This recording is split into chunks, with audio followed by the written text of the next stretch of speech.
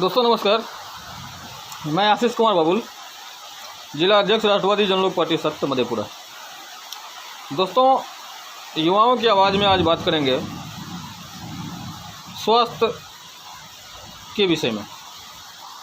नीति आयोग जो भारत सरकार का विश्वसनीय थिंक टैंक कहलाता है, यानी सरकार का सबसे विश्वासी थिंक टैंक कहलाता है, नीति आयोग ने स्वास्थ्य क्षेत्र में पूरे देश में एक सर्वे किया, एक अध्ययन किया, जिसमें अपना बिहार सबसे निचले पायदान पे आया है।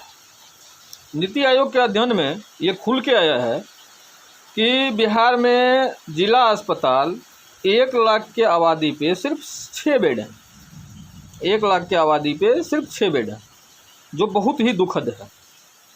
जबकि मेरा मानना है कि फ्री का और कुछ लोगों को मिले या ना मिले, उनसे कोई ख़ास फर्क नहीं पड़ता। स्वास्थ्य और शिक्षा, ये 2 चीज़ बिल्कुल मुफ्त और सही मिलना चाहिए।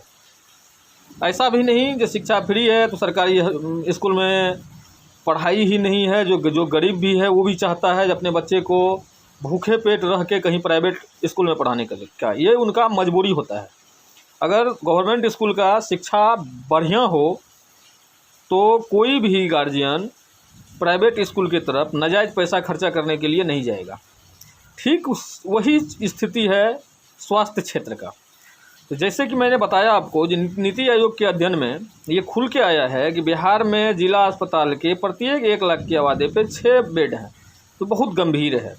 इनको किसी भी हाल में सुधारा जाना ज़रूरी है।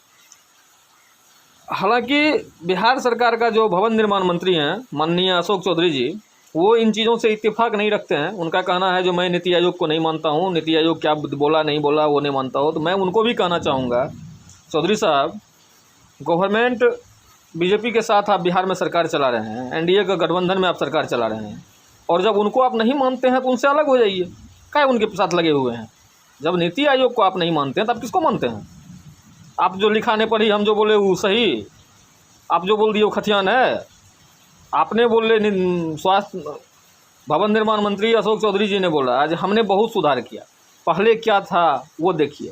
पहले नहीं था तो आपने कुत्ता के गला में भी अगर पट्टा बांध के जेडीयू के टिकट से चुनाव लड़वाया तो वो भी जीता आपका। उस समय में लोग परिवर्तन चाह रहा था, आपको दिया। आप कोई एहसान नहीं किए, आप कोई एहसान नहीं कर रहे हैं। आप अपने पिताजी के घर से किसी को कोई सेवा नहीं दे रहे हैं। स्वास्थ्य सेवा आप कहीं अपने पूर्वज का ज़मीन बेच के नहीं दे रहे हैं। जहाँ तक गवर्नमेंट का फंड को आप लोग खाते हैं। तो सबसे बड़ी चीज़ है जो आज नीति आयोग का सर्वे हुआ है। हम और आप सब जानते हैं जिला अस्पताल का क्या स्थिति रहता है। हम और आप सब जानते हैं अनुमंडल अस्पताल का क्या स्थिति है। हम और आप सब जानते हैं प्रखंड अस्पताल का क्या स्थिति है, पीएचसी का क्या स्थिति है। इनको 2 चीज़ से सुधारा जा सकता है।